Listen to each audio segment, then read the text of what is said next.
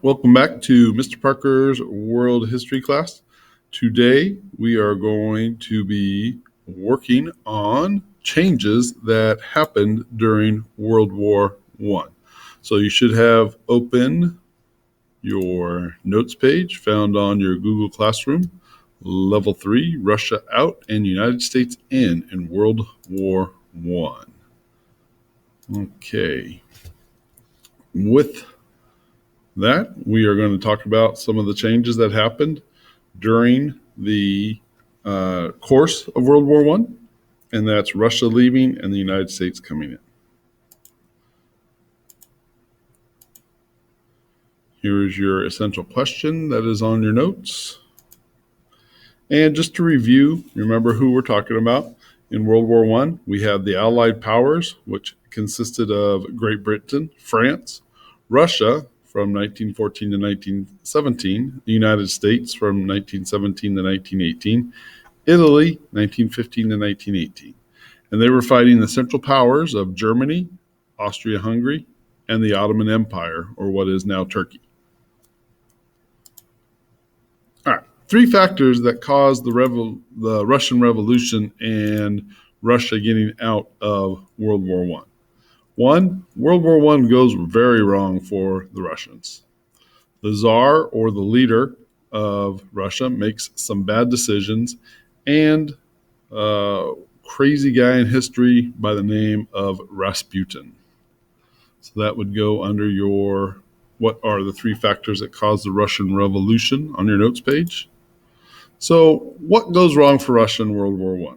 Well, the Russians were losing very, very badly during World War I.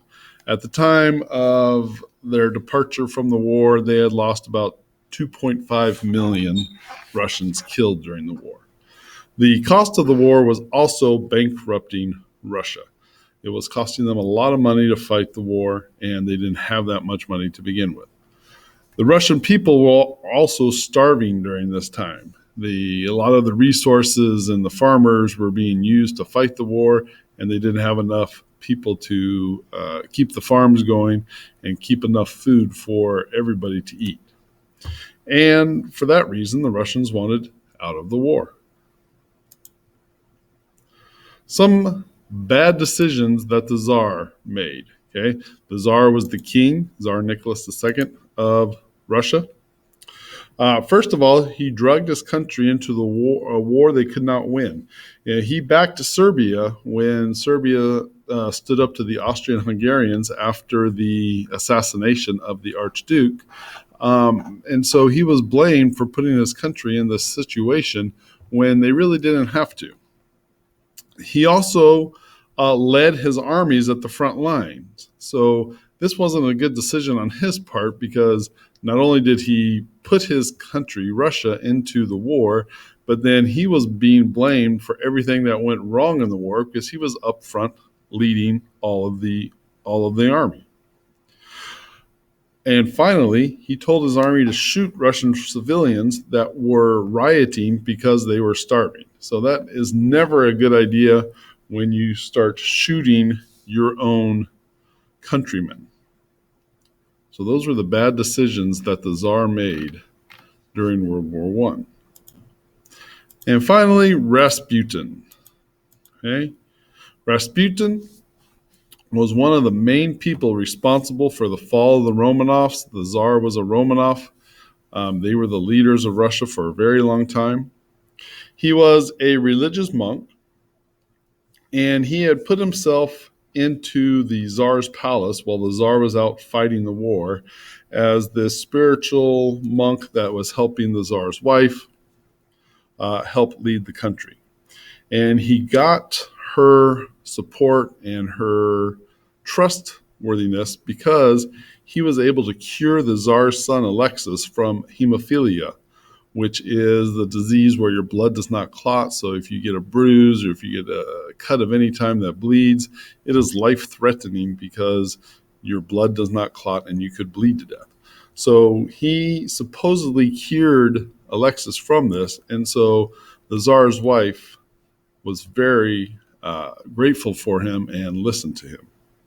So As the war was going on, he would continue to gain more and more power while the Tsar was away fighting the war, and he became the Tsarina's closest advisor during the time when her husband was gone.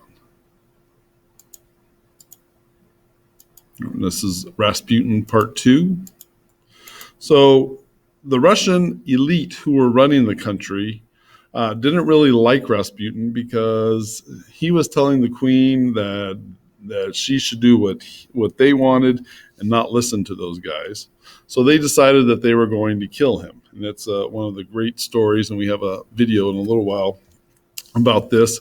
But he was drugged and poisoned with cyanide, but that did not kill him. He was beaten and shot and still did not kill him. And finally, they shot him again. They tied him up and threw him into a river, and he eventually drowned. So the video will go into more of that. So, went too far there. So the Russian Revolution takes place. This is just different ways you might see Tsar spelled. And it ends the 300 years of the Romanovs' rule. And with the Russian Revolution, Lenin becomes the new leader, and he brings communism to Russia.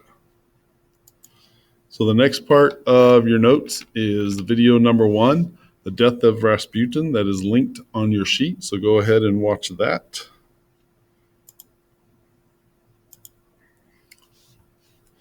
And now we will get into America enters World War I, or the United States. So at the beginning, as you notice, the United States was not involved in World War I. They remained what they called neutral. Okay, President Wilson did not want to get involved in a European affair. In 1914, 1915, Europe was still far away, so Americans did not have to get involved right away. Although most Americans believed that France and England were fighting to preserve the European culture against the barbarians of the Germans. So sentiment was towards the Allies, but still they were not heavily involved. So the reasons for United States neutrality: they wanted to remain isolated from European conflicts, and President Wilson believed that the neutral United States could arrange for a fair and peace agreement and bring the United States into power after the war. But some things happened that caused the United States to get involved in the war. The first was the sinking of the ship Lusitania. It was a British ship. There were 128 Americans that were killed when the German U-boat or submarine torpedoed the Lusitania, and it sank off the coast of Great Britain. The United States threatened Germany to come into the war, but Germany said they would stop their unrestricted submarine warfare, and the United States decided to stay out. There's a video of the Lusitania on. Watch that. The second was the Zimmermann telegram. The Zimmermann telegram was a telegram sent from Germany to Mexico, in which Germany's Foreign Secretary Zimmermann urged Mexico to attack the United States, and in return, Germany would make sure that Mexico get back territory in Texas, New Mexico, and Arizona that they lost in the Mexican-American War. So the Germans were trying to get the Americans involved in the war by having Mexico attack them. Therefore, they wouldn't be able to send their troops to Europe. There's the Zimmermann telegram.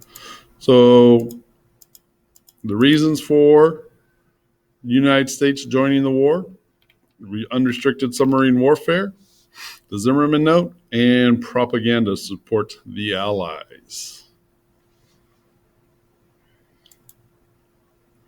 You have a video. You can do that on your notes next. The link is on there. And then, how did the United States secure an Allied victory? Well, they added new energy and manpower to a war that had been going on for many years. The United States industry was untouched by the war, so they could produce many items needed to win the war. And the entrance of the United States broke the stalemate, the trench warfare, and were able to push the Allies to victory. So I want you to write a letter about